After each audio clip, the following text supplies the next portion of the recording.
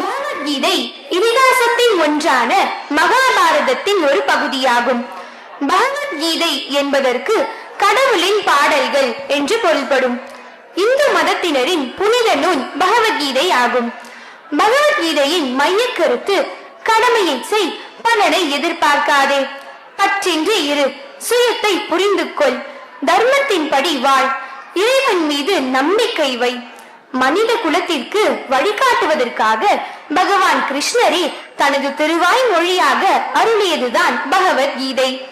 பக்தி, வாழ்வியல், வாழ்க்கை, அடிப்படை, பிறப்பு, இறப்பு, இறப்பிற்கு பிறகு என்ன நடக்கும், மனிதனின் கடமை என்ன என அர்ஜுனனின் அனைத்து விதமான கேள்விகளுக்கும் கிருஷ்ணர் கூறிய விளக்கங்களே பகவத்கீதை எனப்படுகிறது.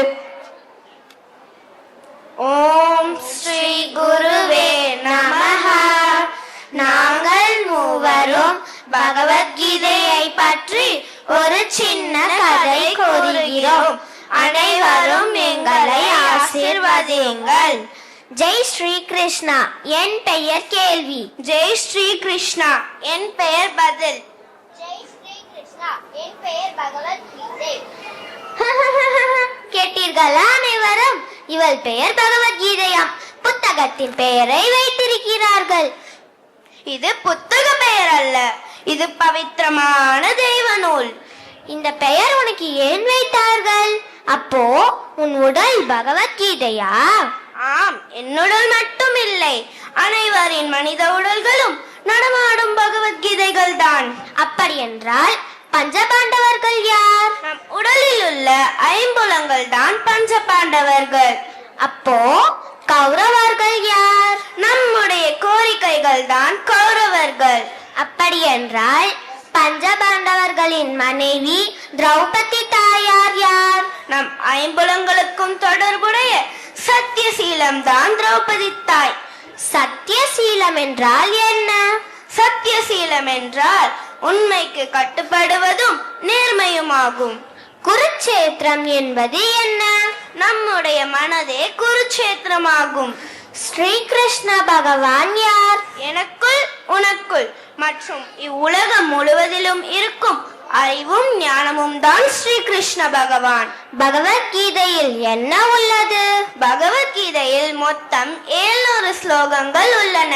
அதில் முதல் ஸ்லோகம் என்ன சொல்கிறது? அதில் முதல் ஸ்லோகம் உன்னை போலவே கேள்வியுடன் ஆரம்பமாகிறது.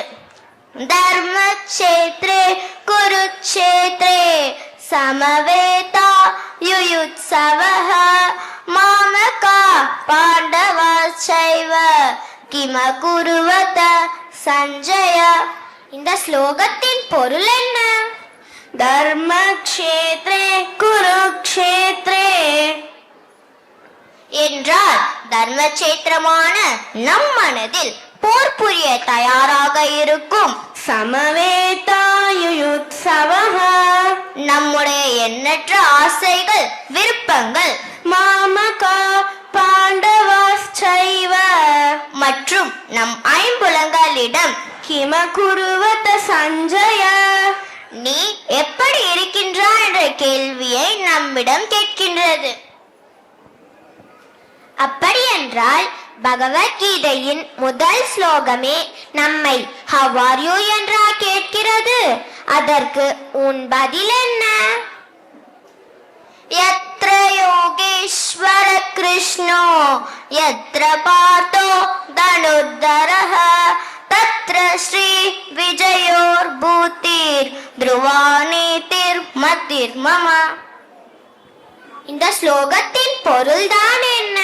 யத்ர யோகேஸ்வர கிருஷ்ணா எங்கெல்லாம் அறிவும் ஞானமும் நிறைந்திருக்கிறதோ, யத்ர பார்த்தோ தனுர்தரஹ எங்கெல்லாம் அந்த அறிவுக்காக ஏங்கும் மக்கள் மற்றும் சிஷ்யர்கள் இருக்கிறார்களோ, தத்ர ஸ்ரீ விஜயோர் பூதிஹி அங்கேதான் வெற்றி இருக்கும் என்றும், த்ருவாநீதிர் மதிர் மம அங்கேதான் நீதியும் நேமமும் நிறைந்திருக்கும் என்பதே ஆகும். பகவத்கீதை தான் நமக்கெல்லாம் வழிகாட்டும் உத்தமமான திசையாகும். நாம் எல்லாம்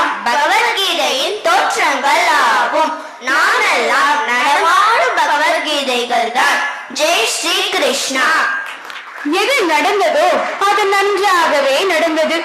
எது நடக்கிறதோ அது நன்றாகவே நடக்கிறது. எது நடக்க இருக்கிறதோ அதுவும் நன்றாகவே நடக்கும். உன்னுடையதை எதை இழந்தாய்? எதற்காக நீ அழுகிறாய்? எதை நீ கொண்டு வந்தாய் அதை நீ இழப்பதற்கு?